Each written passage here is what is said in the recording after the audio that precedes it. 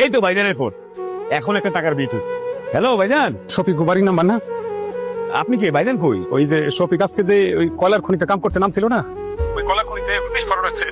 বিস্ফোরণ হয়ে আপনাকে শফিক মারা গেছে।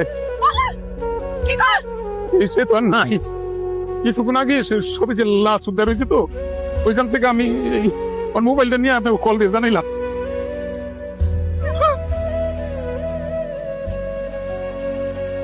আমার বাপটার আমার কাছে আইনা দেন, আমি শেষবারের মতন আমার বাবার একটু চোখ জুড়াইয়া দেখি।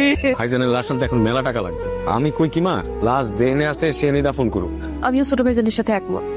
আমি আমার বাজার না দেখে থাকতে পারব না, যত টাকা লাগে আমি আমার বাবার নিয়ে আসবো। আমার ছেলেটা সবার জন্য, সবার সুখের জন্য এখানে গিয়ে এত কষ্ট করে মরে গেল।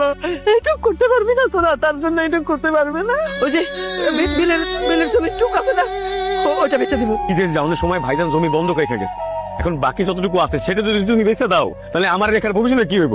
আমি ওই জমি বেচতে দিব না। তো কারো জমি, কারো কোনো টাকা পয়সা আমার লাগবে না। আমার ভাগের জমিটুকু আছে তো, ওটা তো আমার, ওটার মতো তোকে কারো হাত নেই। ওইটা বেঁচে দিব। ও বাবা, একটু বললাম আমার ছেলেরা একটু দেখি।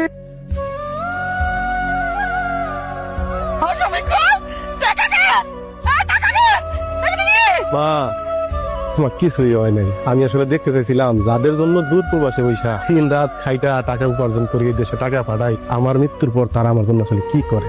আমার লাশটা যে তোমার কাছে বোঝ হয়ে যাইব, এটা আমি স্বপ্ন কোনোদিন কল্পনা করি নাই। আমরা প্রবাসীরা না অনেক বোকা।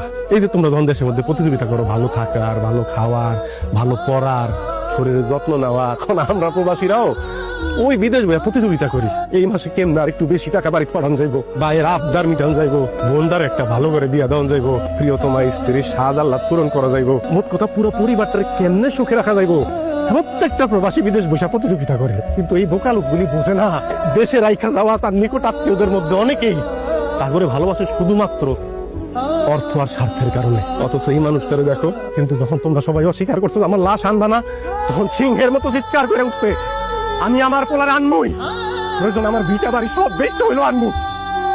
এবং সে কিন্তু তাই করছে। এই জন্যই মনে হয় কবি বলছিল, মা কথাটি ছোট্ট অতি, কিন্তু যেন ভাই মায়ের মতো মধুর নামটি ত্রিভুবনে নাই। মা যখন আমার পেটে ধরছে, সেই থেকে আমার মৃত্যুর খবর পাওয়া পর্যন্ত তার কিন্তু আমার প্রতি আদর, ভালোবাসা, মমতা বিন্দু পরিমাণ কমে নাই। কারণ কি জানো? কারণ এই ভালোবাসা, এই মমতার মধ্যে স্বার্থ আর অর্থের যে কোনো ব্যাপার ছিল না। আল্লাহর কাছে লাখ লাখ শুকরিয়া, আমার বাবা ফিরে আইছে। আমার বাবার আর কোনো জায়গায় যাইতে দিব না, কোনো জায়গায় না।